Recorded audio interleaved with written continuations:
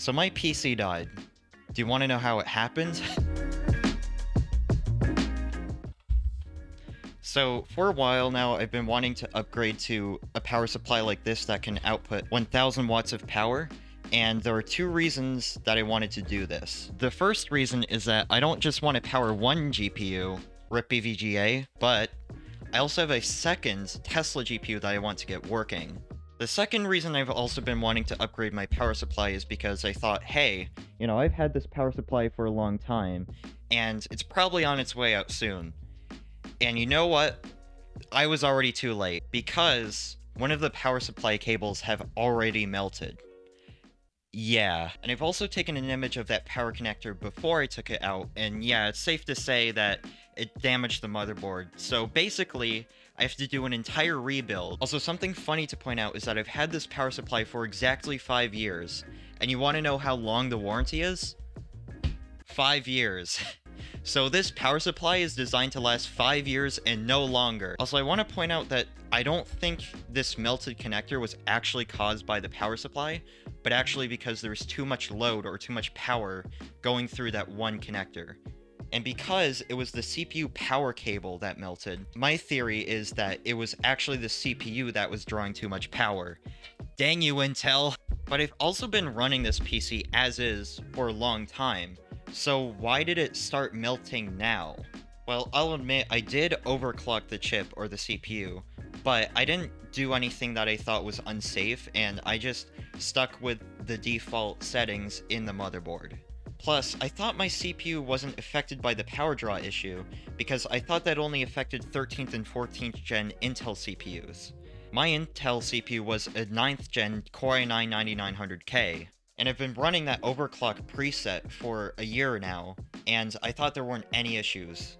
Oh, how wrong I was. But that still doesn't explain why the connector started melting. And you know what actually changed? Blender happened. Apparently, if you run renders for hours on end, that caused the connector to overheat.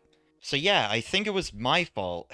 So since my PC died, you're probably wondering what I've been using to edit this video. Well, I have this random laptop with an Intel Celeron in it. Running Linux, by the way, but I still want to get a PC because there are some things that a PC can do that this laptop cannot, and I just want to get back to the work that I've been wanting to do. So I've already gone and bought the components that I need, and if you've been paying attention, you'd notice that there's a Ryzen CPU.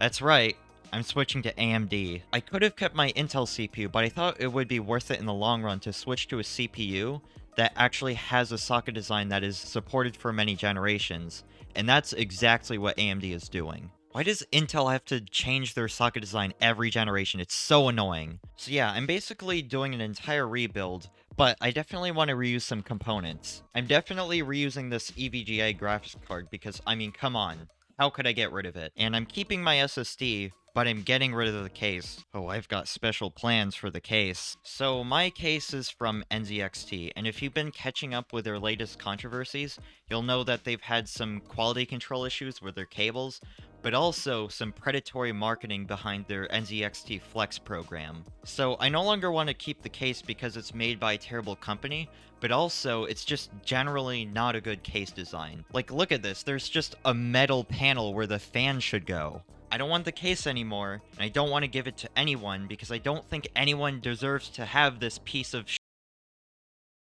I know you're a bad case, and I know you're made by a terrible company, but I've had you for a long time, and you're really special to me. Never mind. Did bend a little bit, but like, that's actually kind of amazing. Well, that was certainly fun. Here is what remains of the PC case.